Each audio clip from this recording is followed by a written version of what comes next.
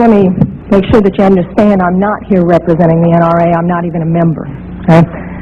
Secondly, I'd like to say that in your opening statements, you commented specifically on my testimony, saying that basically it had nothing to do with this issue. And I had to chuckle because then I noticed you had Mr. Brady up here, who was hit not with an assault weapon but with a .22 caliber revolver. So getting beyond that, I didn't grow up in a house with guns. I don't hunt. I personally abhor hunting.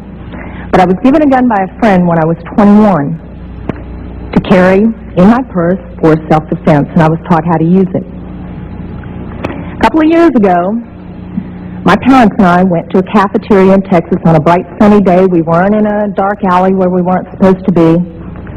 And as you all know the story, this madman drove his truck through the window. And he began shooting. Well, immediately, my father and I got down on the floor and put the table up in front of us. And this guy kept shooting. And you're thinking, well, you know, what could it be? Is it a robbery? That's the first thing that generally comes to mind. And he keeps shooting. It took me a good 45 seconds to realize that this man wasn't there to commit a robbery. He wasn't there for a hit. He was there to simply shoot as many people as he possibly could. Now, I'd like to make something clear. I hear all this talk about how many bullets can go in a clip. I've been there. I can tell you it doesn't matter. It takes 1 second to switch out a clip. You can have 1 bullet or 100 bullets. It doesn't matter, guys. I've been there. He goes, dump, dump. Just like that. That's not enough time to rush a man. I promise you. When I finally realized what was occurring, I thought, I got him. And I reached for my purse. He was maybe 12 feet away. You know, is it possible my gun could have jammed? Sure. Is it possible I could have missed? Sure. But I can tell you I've hit much smaller targets at much greater distances.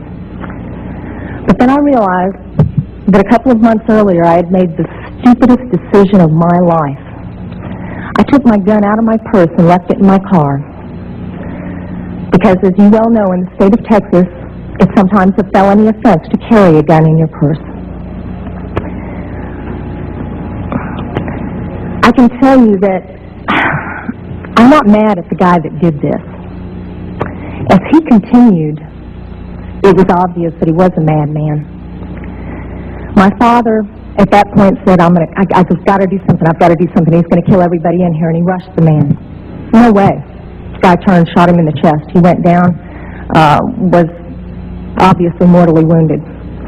For whatever reason, that made the man change directions and go off to my left. Shortly thereafter, someone at the back of the restaurant broke out a window. When I saw what looked like an opportunity to escape, I turned around and I grabbed my mother by the shirt and I said, come on, we've got to run, we've got to get out of here. And then my feet grew wings and I was out the back window. As soon as I got out, I realized that my mother had not followed me out.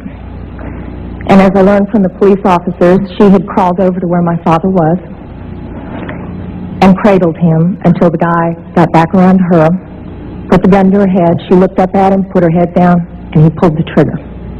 My parents had just had their 47th wedding anniversary. She wasn't going anywhere. As I mentioned, I'm not really mad at the guy that did this. And I'm certainly not mad at the guns that did this.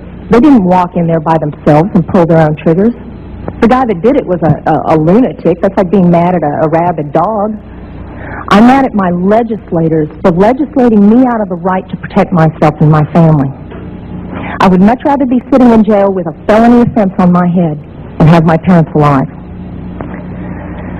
As far as these so-called assault weapons, you say that they don't have any defense use. You tell that to the guy that I saw on a videotape of the LA riots, standing up on his rooftop, protecting his property and his life from an entire mob with one of these so-called assault weapons. Tell me that he didn't have a legitimate self-defense use. Just one final statement. I've been sitting here getting more and more fed up with all of this talk about these pieces of machinery having no legitimate sporting purpose, no legitimate hunting purpose, People, that is not the point of the Second Amendment. The Second Amendment is not about duck hunting. And I know I'm not going to make very many friends saying this, but it's about our rights, all of our rights, to be able to protect ourselves from all of you guys up there.